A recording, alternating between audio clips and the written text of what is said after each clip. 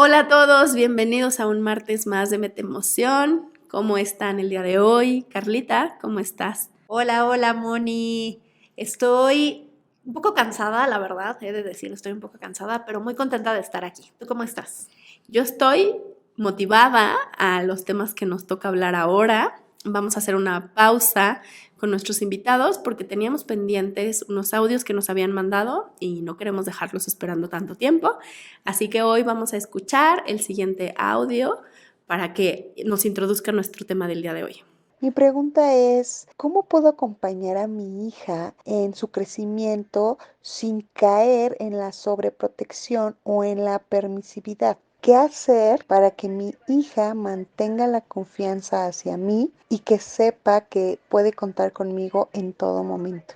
Muchas gracias por tu pregunta, Yael. Nos parece súper interesante porque justo creo que es hacia donde vamos o es una de las, para mí es una de las metas más importantes de pues enfrascarme en este camino y buscar esta línea de la disciplina positiva, de una disciplina respetuosa, acompañada, con enfoque en las emociones para con mis hijos principalmente.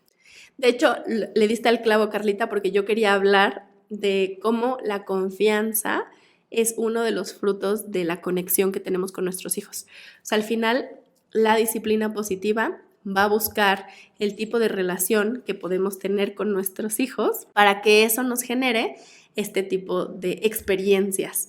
Y creo que a lo largo de la vida vamos a tener diferentes momentos en donde se presenta la oportunidad para que nuestros hijos se enfrenten a decirnos una verdad o una mentira. Y ya hablamos un capítulo sobre las mentiras y en ese capítulo hablábamos de que las mentiras son parte también del desarrollo. O sea, los niños tienen que aprender a experimentar pues qué sucede con sus palabras y con lo que dicen y con lo que pasa. Esa parte ya la habíamos hablado, pero ahora quiero que pues nos enfoquemos más hacia nuestras reacciones con lo que nuestros hijos nos dicen. No es lo mismo lo que nuestros hijos nos pueden llegar a decir cuando tienen 3 años y rompieron algo o lastimaron a alguien, a cuando son preadolescentes o cuando son adolescentes o cuando son jóvenes. O sea, como que va cambiando el nivel de las experiencias que van viviendo, pero la base del proceso sigue siendo igual. Yo confieso, comparto, comento, digo algo que viví y la reacción del otro es la que me enseña mucho más que en sí lo que estoy diciendo. Incluso muchas veces empiezan jugándolo con los compañeros. O sea, no te dicen, yo hice esto, sino, ay, ¿qué crees? Que a mi compañero fulanito de tal, no sé, desde empezar con él, tiene novia, ¿no? Le gusta una niña, o como estas cosas en donde empiezan a ponerte a prueba, porque además recordemos que nos leen de pe a pa, ¿no? Entonces empiezan a ver nuestra reacción, nuestra mirada, qué hacemos con eso, y con esa información ellos se van y dicen, ok, no le puedo volver a decir a mi mamá nada de esto, y si no le puedo hablar de la que le gusta a mi amiguito, pues menos le puedo hablar de la que me gusta a mí, ¿no? Entonces, sí es muy importante como ir cuidando esta parte. Me acabas de recordar de una experiencia que tuve justo con mi hijo cuando se cayó un vaso de agua y fue Mickey Mouse quien lo había tirado. Y entonces la respuesta hacia Mickey Mouse de no te preocupes, vamos a secarlo, te presto el trapo, tú lo vas a limpiar, fue un no, fui yo. Y entonces esta parte como también de experimentar el no sé qué es lo que va a suceder con Mickey Mouse porque tiró el agua y cuando ven el tipo de actitud, respuesta, ya hasta esta parte como de participación, ya es como sí puedo decir que fui yo. Y es interesante porque después de eso ya no tiene que echarle la culpa a Mickey Mouse, ya puede decir yo lo tiré. E incluso ni siquiera me lo dice, va por el trapo y va y lo limpia. Pero son estas experiencias las que les van generando a ellos pues las sensaciones de saber qué tanto puedo decirte, porque tu reacción me implica mucho más que la acción que sucedió. Y es que hemos comentado ya en otros capítulos esta parte de que no tenemos que ser amigos de nuestros hijos. Sí es muy importante aquí recalcar que no estamos tomando un rol de amigos, pero sí de alguien que está para escucharlos, que está para apoyarlos y que incluso es más que un amigo, ¿no? Estamos ahí para acompañarlos en el proceso y para saber cómo está su corazón y acompañar su corazón en esta parte. Y esto implica que sepamos que no es que los dejemos hacer lo que quieran y no haya una lección detrás de estas experiencias. Solo es saber como el timing para hacerlo. O sea, al final es, yo puedo decirte que no fue correcto esto que pasó, te puedo ayudar a reflexionar sobre las consecuencias de esto que sucedió, te puedo acompañar a vivir la consecuencia de lo que viviste, pero en el momento en que tú me estás contando, mi lección más importante es que tú sepas que aquí estoy para ti cuando tú estás en problemas. Y lo hemos visto, hay una frase que tú y yo compartimos que nos gusta muchísimo, decimos que preferimos este tipo de relación con nuestros hijos, que cuando ellos se metan en problemas nos puedan buscar, a que seamos los últimos en enterarnos, si es que nos enteramos. Esa es la meta hacia donde queremos llegar con ellos. Cuando ellos están en problemas, saben que vamos a estar para ellos y no porque vamos a dejar que se salgan con la suya, ni porque les vamos a resolver, ni porque les vamos incluso a decir qué hacer, sino porque preferimos estar ahí con ellos viviendo el proceso, que por miedo ellos eviten decirnos las cosas. Y es todo un reto, y es un reto que se va construyendo desde el primer vaso de agua que se cae. O sea, es paso a paso y bueno, nunca es tarde, pero sí es un paso a paso para que llegue este momento en donde, esperemos que no, pero si sucede algo grave, ellos puedan llegar a nosotros y decirnos lo que están incluso necesitando. Y creo esto que empieza justo cuando se cae el primer vaso y que va cambiando con todas las etapas de la vida, permanece aún en nuestra vida adulta. Y creo que la reflexión ahí sería, ¿cuánto tú le compartes a tus papás hoy en tu vida adulta? Hoy que tú eres papá o mamá de un niño que está en proceso de crecer, pero que también vives experiencias importantes o desagradables o situaciones complicadas. ¿Cuánto de eso le compartes a tus papás? Porque en realidad sí podemos ser conscientes de que no compartimos todo o buscamos el cómo compartirlo porque ya sabemos la respuesta, la actitud, incluso hasta la preocupación. A veces no vamos a contarles porque se van a preocupar demasiado. Y en realidad tiene que ver con que ya no es nuestra historia o nuestra situación, sino el sentimiento del otro el que tenemos que proteger. Cuando nosotros buscamos este tipo de conexión para acompañarnos al proceso, decimos que cuando compartimos algo que no es agradable o una situación difícil con otro, como que la emoción se divide porque estamos buscando esta parte de quitarlo solo nuestro y pasarlo con alguien más, vivirlo con alguien más. Y cuando compartimos algo que es bonito, pues la emoción se multiplica porque yo me voy a sentir alegre si tú estás alegre y me voy a motivar con lo que a ti te motiva. Pero cuando nosotros vamos creciendo con una falta de herramientas de educación emocional, lo que sucede es que al final lo que va a prevalecer va a ser más mi angustia con lo que tú me cuentas o mi enojo con lo que tú me cuentas que tu experiencia y tu proceso. Entonces creo que implica también pues esta empatía que podemos tener con nuestros otros, que puede ser la pareja, puede ser nuestros papás, pueden ser nuestros compañeros o nuestros hijos, que cuando ellos nos comparten algo no es nuestro, pero nosotros podemos compartir el proceso con ellos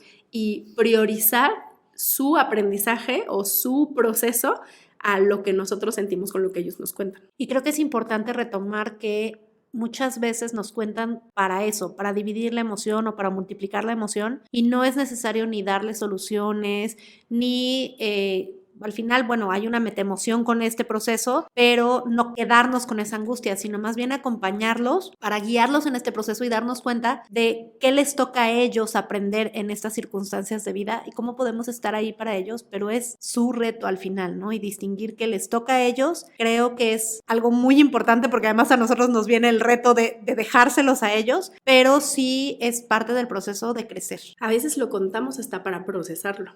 O sea, yo que soy muy de palabras, a veces para poder decirlo como que creo este propio mapa mental de lo que estoy queriendo decir de manera organizada y eso me permite entender lo que estoy contando de una forma distinta.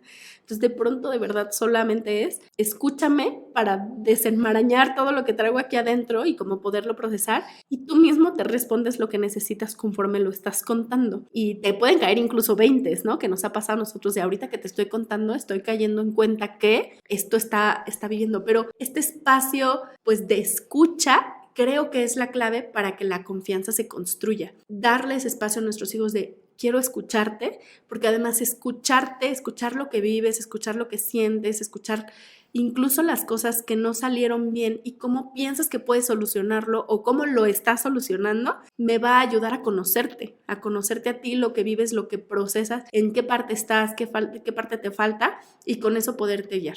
Y creo que algo que se ha mencionado mucho, pero me gustaría retomar aquí, es esta parte de escuchar realmente escuchando.